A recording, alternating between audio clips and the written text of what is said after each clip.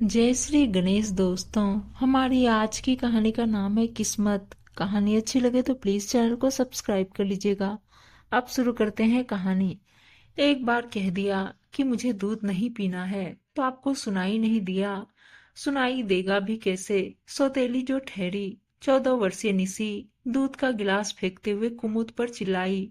सौतेली सब सुनकर उसे लगा जैसे किसी ने पिघला शीशा उसके कानों में उड़ेल दिया हो। अपने आंसुओं को पीते हुए वह फर्श पर से गिलास उठाकर गिरे हुए दूध को पोंछने लगी। पास खड़े अनिरुद्ध बेटी को कुछ कहने जा ही रहे थे कि कुमुद ने आग के इशारे से मना कर दिया, जैसे कह रही हो कि धैर्य रखिए, बच्ची है, मैं सब ठीक कर दूंगी। दो बहनों में कुमुद छोटी थी, माँ बाबा की दुलारी। उसके बाबा अक्सर ही उसे कहते थे कि तू मेरे लिए बहुत लकी है। तेरे जन्म के बाद मेरी दुकान पर ग्राहकों की लाइन लगने लगी थी। उसकी बड़ी बहन उससे 5 साल बड़ी थी, लेकिन दोनों में बहुत दोस्ताना था। पिता ने अपने सामर्थ्यानुसार दोनों बेटियों को शिक्षित करने का प्रयास किया। हर पिता की तरह वे भी चाहते थे मेरी आंखों के सामने ही बच्चियां अपने घर में बस जाए। इसीलिए इंटर के बाद बड़ी बेटी रागनी का विवाह कर दिया। किस्मत से उन्हें परिवार और दामाद दोनों अच्छे मिल गए। कुमुद तब 8वीं में पढ़ रही थी। अपनी दीदी की विदाई के वक्त वह बहुत रोई थी। अपने पिता से बोली, मैं शादी नहीं करूंगी, खूब पढ़ूंगी, आपके साथ रहकर आपका सहारा बनूंगी। तब बेटी की बात सुनकर पिता की आंखें भर आई थी। मन में कहने लगे, कब तक रख पाएंगे तुझे अपने पास बिटिया, तू तो किसी की अमानत है मेरे पास। एक दिन कुमुद के माता पिता नाव से देवी दर्शन के लिए मंदिर गए थे। देवी माँ से परिवार और बच्चों की खुशियों के लिए प्रार्थना की। बेटी के लिए प्रसाद लेकर लौट रहे थे कि नदी की बीच धार में नैया उलट गई और उनके सपने चूर चूर हो गए। कुमुद तो अपना सुध बुध ही खो बैठी थी। घर सूना हो गया था। किसके गले में बाहें डालकर लाड करेगी। उसके रूठने पर कौन मनुहार करेगा। रागनी के गले लगकर वह खूब रोई थी। ईश्वर की मर्जी के आगे किसकी चलती है, कहकर नाते रिश्तेदार दिलासा दे रहे थे, लेकिन वह अपने मन को कैसे समझाती। रागनी और उसके पति कुमुद को अपने साथ ले जाकर उसकी पढ़ाई पूरी कराना चाहते थे, लेकिन दीदी के घर वह रहना नहीं चाहती थी। माँ तो उनके घर का पानी भी नहीं पीती थी, क्योंकि वह पढ़ाई हो चुकी है। फिर वह वहां कैसे रह सकती है। उसके दूर के एक विश्वनाथ मामा थे। उनकी पत्नी ने पति को सलाह दिया कि दूर की ही सही, पर है तो तुम्हारी भांजी ही, लड़की जात है, अकेले कैसे छोड़ दोगे। नंदोई जी की दुकान और घर को भाड़े पर देकर कुमुद को संग ले चलो, जगह बदलेगा तो इसका मन बहल जाएगा। कुमुद को यही सही लगा और वह मामा मामी के साथ चली गई। शुरू शुरू में तो मामी किराए के पैसे कुमुद की पढ़ाई और उसके विवाह के लिए जमा कर रही थी। फिर बाद में उनके मन में लालच आ गया। कुमुद के पैसों पर अपने बच्चों का हक मानकर वे पति पर कुमुद के विवाह का दबाव डालने लगी। पत्नी भक्त मामा ने कुमुद को इंटर की परीक्षा भी देने नहीं दिया और अपने परिचित के छोटे भाई से, जिसका अपना व्यवसाय था लेकिन विधुर था और दो छोटे बच्चों का पिता भी था, स्वाभाविक था कि लड़का उम्र में कुमुद से काफी बड़ा था। रागनी तो इस शादी से इनकार करने लगी थी, लेकिन कुमुद ने इस रिश्ते को अपनी किस्मत मानकर स्वीकार कर लिया और अनिरुद्ध की पत्नी बनकर उसके बच्चों की मां बन गई। घर में एक वृद्ध सास थी जो बच्चों को देख रही थी। कुमुद के आने से उन्हें भी कुछ देर के लिए सौतेला शब्द का भय तो लगा, लेकिन कुमुद ने अपने सरल व्यवहार से वह भय भी दूर कर दिया था। घर में उसके सुख सुविधाओं की तो कोई कमी नहीं। अनिरुद्ध के साथ भी उसका तालमेल बैठ गया था, लेकिन बच्चों का विश्वास जीतने में वह अभी भी फेल थी। बेटा अंकुर तो उसकी तरफ हाथ बढ़ाना भी चाहता था, लेकिन दीदी का भय, वह अपना हाथ खींच लेता था। एक दिन अंकुर स्कूल से आया तो उसका बदन आग की तरह तप रहा था और तब उसने कुमुद का आंचल पकड़ लिया। रात भर वह बेटे के पास बैठकर ठंडे पानी की पट्टियां बदलती रही। सुबह तक बुखार उतर गया था। डॉक्टर की दवाइयों से अधिक तो अंकुर पर कुमुद के प्यार ने असर दिखाया था। उसी दिन से उसने दीदी के भय को त्याग कर कुमुद को माँ कहने लगा था। वह माँ के साथ ही बैठकर अपना होमवर्क भी करने लगा था। इसी बीच एक दिन उससे मिलने मामा मामी आए। मामी तो उसकी शान और शौकत देखकर दंग रह गई। अपने स्वभाव अनुसार मामी ने धीरे से कुमुद पर एक तीर छोड़ दिया। कुमुद, अपना बच्चा कर ले, इन परायों का क्या भरोसा। उसने भी उसी लहजे में मुस्कुराकर जवाब दिया। मामी, क्या यशोदा मैया ने कान्हा को पराया कहा था? ये दोनों मेरे ही बच्चे हैं और मैं ही इनकी माँ हूँ। अनिरुद्ध के मित्र भी उसे बात बात में कह ही देते, यार बड़े किस्मत वाले हो जो कुमुद भाभी जैसी पत्नी मिली है।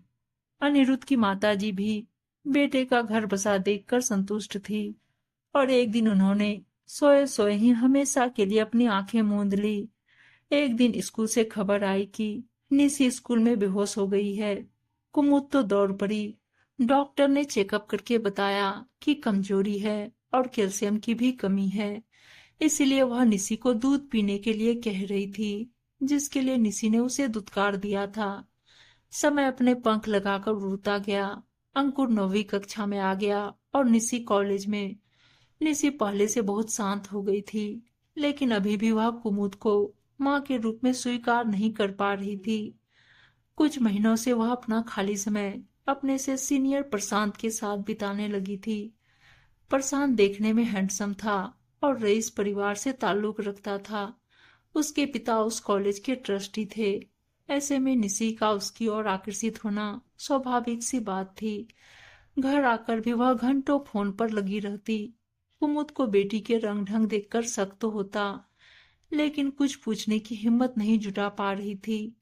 एक दिन अंकुर ही उसके पास आया और बोला, माँ, दीदी दीदी, क्या हुआ निशी को? वह घबरा उठी। अंकुर बोला, अभी तो कुछ नहीं हुआ, लेकिन। अरे क्या लेकिन, बताना।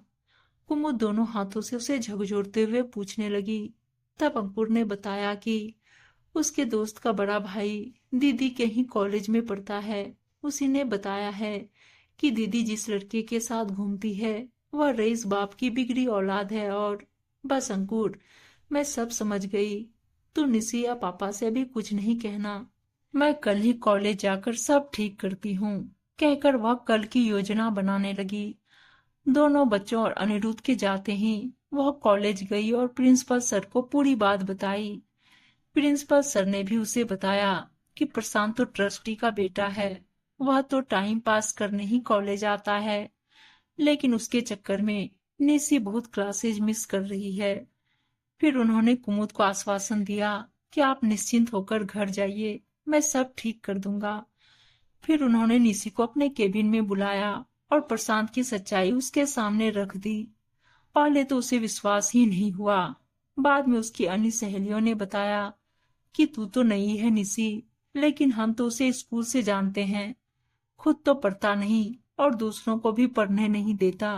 घूमने फिरने में उसकी रुचि है और लड़कियों को तो वह खिलौना। इसके आगे वह सुन न सकी। उसकी आंखें खुल चुकी थी। उसने प्रिंसिपल सर को धन्यवाद देना चाहा। तब सर ने उससे कहा कि धन्यवाद तुम अपनी माँ को दो। तुम बहुत लकी हो जो तुम्हें इतनी अच्छी माँ मिली है। मैं जानता हूँ कि उन्होंने तुम्हें जन्म नहीं दिया है, लेकिन बचपन में किसी एक के कहने से तुमने मान लिया कि सभी सौतेली माँ लालची और स्वार्थी होती है। तुम नहीं जानती, हर महीने यहाँ आकर तुम्हारे बारे में पूछती रहती हैं कि तुम्हें कोई परेशानी तो नहीं है। और तुम, सॉरी सर, कहते हुए उसकी आंखों से आंसू बहने लगे, जिसमें उसे अपनी गलती और माँ को गलत समझने का पछतावा था। उस दिन घर में नई निशी का प्रवेश हुआ था। निशी कुमुद को माँ तो कह रही थी, लेकिन अभी भी दोनों के बीच दूरी थी। 6 महीने लगे दोनों को सहेली बनने में। निशी जब टेक्सटाइल डिजाइनिंग का कोर्स कर रही थी, तभी निशांत से उसकी दोस्ती हुई थी। दोस्ती फिर प्यार में बदल गई। कोर्स कंप्लीट होते ही निशांत ने अपने पिता की टेक्सटाइल मिल ज्वाइन कर ली। निशी अपनी माँ को निशांत के बारे में बताने वाली ही थी कि एक दिन निशांत अपने पिता के साथ निशी के घर आ गया। सब कुछ जल्दी जल्दी तय हो गया। अनिरुद्ध और कुमुद खुश थे कि बेटी उस घर में जा रही है जहां उसे अपनी प्रतिभा को निखारने का पूरा मौका मिलेगा। विदाई के समय तो निशी अपनी माँ से लिपटकर इतना रोई थी कि साथ खड़े सबकी आंखें भी नम हो गई थी। अंकुर भी ग्रेजुएशन के बाद एमबीए करने मुंबई चला गया। वहां से आकर उसने अपने पिता के काम को संभाल लिया। अनिरुद्ध अब अस्वस्थ रहने लगे थे। चाहते थे कि बहू का मुंह देख ले। अनिरुद्ध की कोई अपनी पसंद थी नहीं, तो कुमुद ने अपनी सहेली की बेटी आशी से बात पक्की कर दी। पहले मुहूर्त में ही उसने अंकुर का विवाह करा दिया और आशी को बहू बनाकर घर ले आई। निशी के जाने के बाद जो खालीपन था वो आशी के आने से फिर से भर गया। ईश्वर हमें कुछ देता है तो हमसे कुछ लेता भी है। अनिरुद्ध की किस्मत में बहू का सुख कुछ महीनों का ही लिखा था। आशी को चाय लाने का कहकर अनिरुद्ध कुमुद का हाथ अपने हाथ में लेकर जो बैठे तो बस बैठे ही रह गए।